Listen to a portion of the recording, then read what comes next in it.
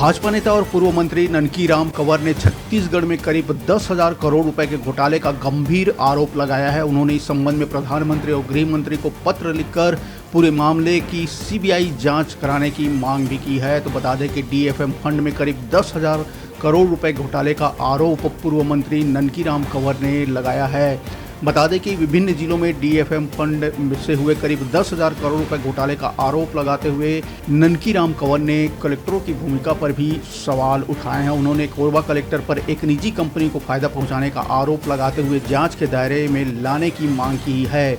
यही नहीं, पूर्व मंत्री ने आरोप में कहा है कि कोरबा कलेक्टर अजीत बंसल ने फ्लोरामैक्स कंपनी को फायदा दिलाने के पक्ष में काम किया है। पूर्व मंत्री ने इस मामले में एसपी की भी मिलीभगत का आरोप लगाया है। तो बता दें कि बड़ी खबर, छत्तीसगढ़ के वरिष्ठ भाजपा नेता और पूर्व मंत्री ननकी राम कंवर ने छत्तीसगढ़ में करीब 10,000 करोड़ रुपए के घोटाले का गंभीर आरोप लगाया है। मामले को लेकर उन्होंने प्रधानमंत्री और गृह मंत्री को भी पत्र लिखकर पूरे मामले की सीबीआई जांच कराने की मांग की है। बता दें कि ननकी राम कंवर ने पीएम और गृह मंत्री के अलावा सीबीआई को भी इसकी शिकायत में दावा किया है कि केंद्र सरकार बिहान योजना के तहत महिलाओं को लोन देती है।